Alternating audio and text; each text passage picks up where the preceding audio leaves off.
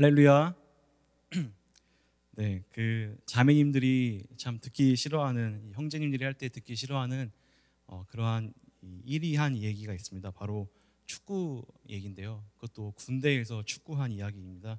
제가 오늘 이 말씀으로 잠깐 축구 이야기를 하면서 오늘 함께 설교를 나눠보도록 하겠습니다. 이 군대에서 이 축구는 마치 이 전쟁과도 같습니다. 이 축구를 할 때 특히 타 중대, 다른 이제 부대와 축구를 할 때면 정말 이 사활을 걸고 축구를 합니다. 저도 이제 축구를 많이 했었지만 이 축구를 할 때 물론 가장 중요한 거는 축구 실력이겠죠. 근데 보고 있으니까 이 축구 실력만큼 중요한 게 있었습니다. 바로 그것이 무엇이냐면 바로 화이팅입니다. 화이팅. 저는 이 축구보다는 사실 이 화이팅을 잘해가지고 이 축구 선수로 뽑히했는데요. 제가 맨날 이 주여주여 했던 그 근본과 바탕이 바로 이 축구했을 때의 그 화이팅이었습니다. 이 화이팅을 할 때는 그 선수, 우리 팀들이 그 화이팅 소리를 들을 때에 정말 전율을 느끼도록 정말 그 창공을 찢으며 그 선수들이 정말 이 열정이 솟아나도록 정말 열심히 생기도록 그렇게 해야 되는 것이 바로 이 화이팅입니다. 그래서 만에 하나 축구에 진다 하더라도 이 소대장이 정말 이 목이 쉬어가지고 갤갤거리면 우리가 다음에는 꼭 이겨야겠다, 다음에는 절대 지지 말아야겠다, 이러한 열의가 생기고 심기일전하는 일들이 있었습니다. 저는 지금 우리가 처한 상황, 신일교회와 이 한국교회가 처한 상황 속에서 가장 먼저 가장 시급하게 해야 될 것이 바로 이 격려의 외침이 아닐까 싶습니다. 교회로 모든 손가락질이 향하고 있고 또 교회가 폐쇄되며 현장에 나오지 못하는 상황들이 정말 우리들에게 이렇게 우리가 무기력하게 졌다, 우리가 무력하다라는 것처럼 여러분들 생각하시면 안 됩니다.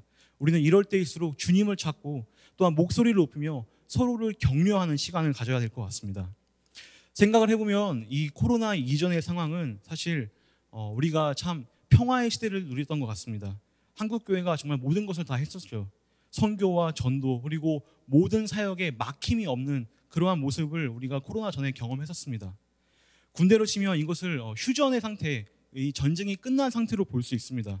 총성이 멈추고 평화로운 시기가 이제 지속되며 모든 활동이 자유롭습니다. 사람들은 정말 자유를 만끽하고 또 적의 공격은 없으며 안전함을 누리죠. 눈에 보기에 이렇게 평화가 찾아왔다고 해도, 총성이 멈추었다고 해도 군인들은 이러한 일반 시민들처럼 자유를 만끽해서는 안 됩니다.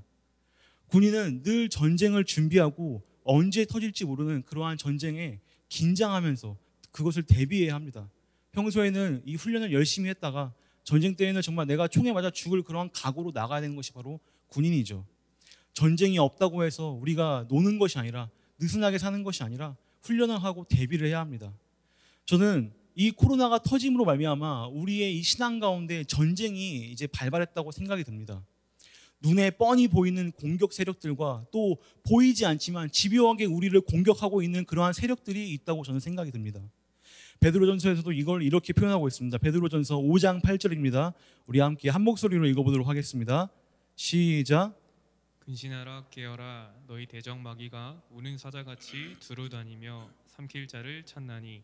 교회를 질시하고 또 질타했던 세력들은 늘 언제나 있었습니다. 그러나 코로나로 인해서 현장 예배가 힘들어지고 다시 이렇게 온라인으로 예배가 전환되는 상황 속에서 우리는 눈에 보이는 이 세력들보다 또 우리의 이 건강을 위협하는 코로나보다 더 무서운 보이지 않는 적, 바로 우리 신앙의 느슨함이라는 적이 아닐까 싶습니다.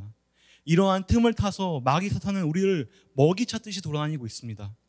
교회로, 코로나로 인해서 교회에 나오지 못한 이러한 상황을 틈타서 그들은 안일함과 느슨함이라는 미끼를 던져주며 어슬렁거리고 있습니다. 온라인 예배라는 새로운 예배의 그러한 모습이 등장함에 따라 이러한 무서운 적이 등장하게 된 것이죠. 물론 집에서 예배 드리는 것, 또 어느 자리에서 드리든지 간에 예배는 장소에 따라 이렇게 판단되는 것이 아니라 신령과 진정으로 드리는 예배, 정말 영과 진리로 드리는 예배가 전부라고 예수님이 말씀하셨지만, 모이기를 힘쓰고 사랑의 교제 가운데서 꽃이 피는 것이 바로 기독교인데, 이렇게 2해가 지나도록, 2년이 지나도록 꽃망울을 터뜨리지 못한 이런 상황이 지속되고 있습니다. 코로나에 나오지 못해서 만나지 못하며 또 교제할 수 없는 이러한 상황이 저는 정말 심각하게 느껴집니다. 특히나 다음 세대들은 어떻게 얘기하냐면 교회가 어색하다고 합니다. 교회 나오는 게 불편하다고 합니다. 또한 우리들의 이 중추적인 역할이었던 소그룹들, 목자 모임들은 어떻게 되고 있습니까? 교제가 안 돼서 만나고 싶지만 만날 수 없는 그러한 상황이 계속되고 있습니다. 이럴 때 우리는 어떻게 해야 할까요? 베드로전서 5장 9절을 다시 한번 읽어보도록 하겠습니다. 베드로전서 5장 9절입니다. 시작. 너희는 믿음을 굳건하게 하여 그를 대적하라. 이는 세상에 있는 너희 형제들도 동일한 고난을 당하는 줄을 알미라. 아멘. 우리는 말씀처럼 믿음을 굳게 해서 또 그들을 대적해야 합니다. 마귀, 사탄 권세, 공중 권세잡을 그들을 대적해야 합니다. 이제 우리에게 평화의 때는 끝났습니다. 사방에서 고난과 어려움을 당한 분들이 너무나 많습니다. 신앙이 약해지며 무너진 모습들을 너무나 자주 목격합니다. 이럴 때일수록 우리는 우리가 처한 상황을 더욱더 예민하게 판단하고 살펴봐야 합니다. 우리의 영혼이 어떠한 상태인지 우리는 눈여겨봐야 합니다. 이렇게 비대면 예배가 되면은 아이고 또 비대면 예배구나, 또 교회 못 가겠네, 이렇게 답답한 마음에 탄식하면서 그치는 것이 아니라 이 상황을 뚫고 나와야 합니다. 우리에게 놓인 이러한 상황 속에서 나의 신앙 상태를 점검하고 우리의 대적이 누구인지 확인해야 되는 것이죠. 성경에서 우리 성도들을 부르는 여러 가지 호칭들이 있습니다. 그런데 특히 저는 오늘 이때에 우리는 그리스도의 좋은 군사라는 것을 잊지 않으셨으면 좋겠습니다. 지난 금요철회 때 유영광 목사님이 정말 정신을 차리고 십자가 군사들아 기들고 일어나 저 앞으로 향해 나아가자, 이렇게 얘기했던 것처럼 우리는 우리의 상황을 직시해야 합니다. 오늘 말씀을 보면 이러한 군사된 우리 성도들이 해야 할 일과 하나님이 하시는 일이 분명하게 구별되어 있습니다. 우리가 해야 할 일은 사탄 마귀, 우리의 대적 마귀, 정말 저 우는 사자같이 돌아있는 저들을 대적하는 것입니다. 너희는 믿음을 굳건하게 하여 그를 대적하라. 또 우리가 해야 할 몫을 5장 12절에서 보여주고 있습니다. 5장 12절 다시 한번 보도록 하겠습니다. 시작. 내가 신실한 형제로 아는 실루안으로 말미암아 너희에게 간단히 써서 권하고 이것이 하나님의 참된 은혜임을 증언하노니 너희는 이 은혜에 굳게 서라. 하나님이 주신 은혜와 그 방편 가운데 굳게 서라는 것입니다. 마귀를 대적하고 하나님 편에 서 있는 것, 그 은혜 위에 서 있는 것, 우리의 할 것은 바로 이것입니다. 우리가 이러한 자세에 있을 때에 하나님은 어떻게 무엇을 하십니까? 이것을 베드로전서 5장 10절에 이렇게 얘기하고 있습니다. 우리 천천히 한번 읽어보도록 하겠습니다. 함께 읽겠습니다. 시작. 모든 은혜의 하나님 곧 그리스도 안에서 너희를 부르사 자기의 영원한 영광에 들어가게 하신 이가 잠깐 고난을 당한 너희를 친히 온전하게 하시며 굳건하게 하시며 강하게 하시며 털을 견고하게 하시리라. 아멘. 우리가 지금 고난의 때를 통과하고 있지만 하나님은 그것을 그냥 손 놓고 보고 계신 게 아닙니다. 우리를 주의 군사로 부르신 그 하나님께서 고난 중에 있는 우리를 친히 온전하게 하시고 굳건하게 하시고 또 강하게 하시며 우리가 서 있는 이 털을 견고하게 한다고 이렇게 약속하십니다. 우리 하나님이 하시는 게 더 많이 있습니다.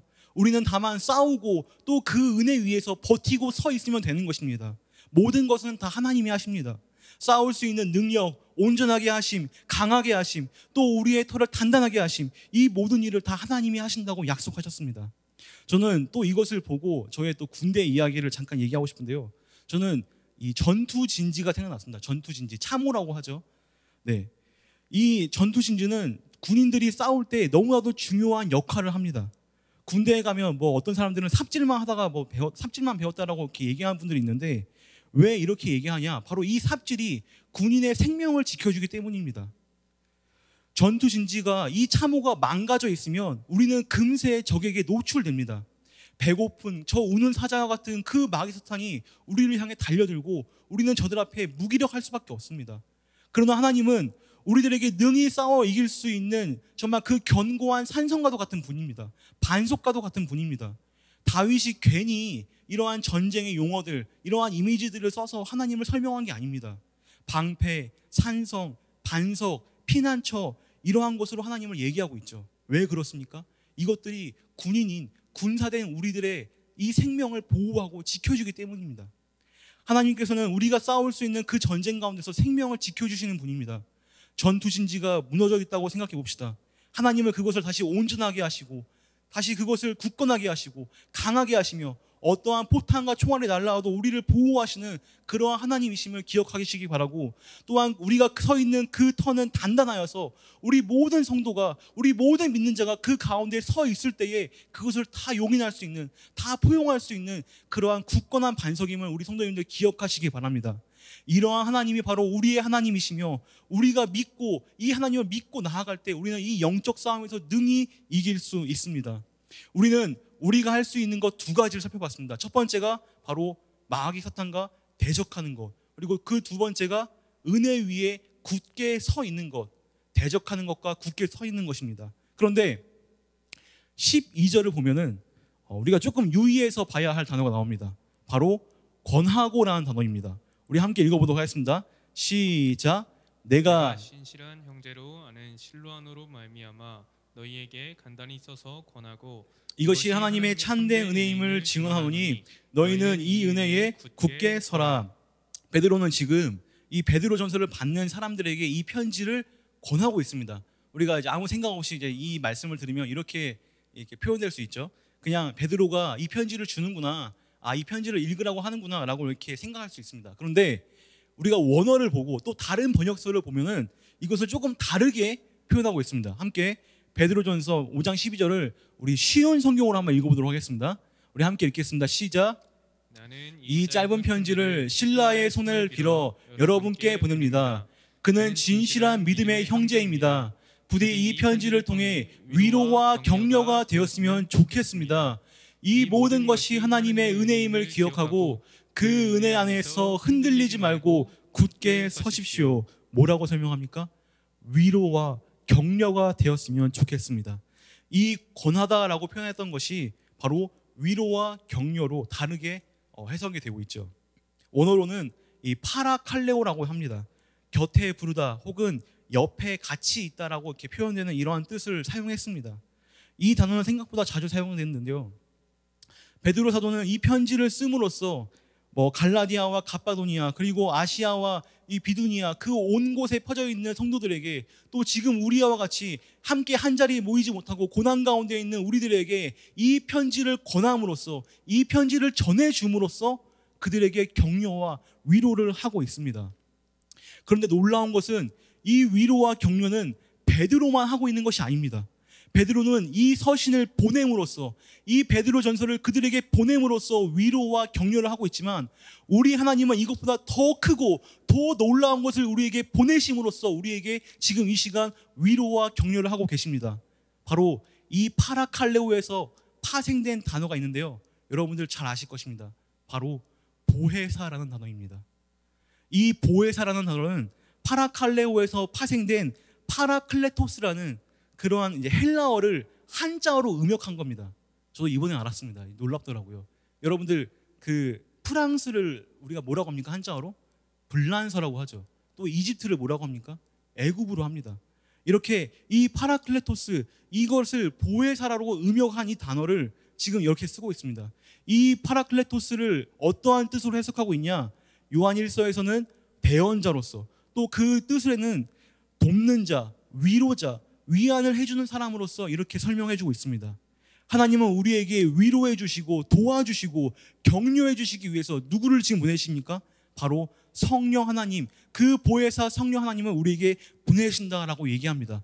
요한복음 14장 16절에서 18절까지 말씀 우리 함께 한 목소리를 읽어보도록 하겠습니다. 함께 읽겠습니다. 시작.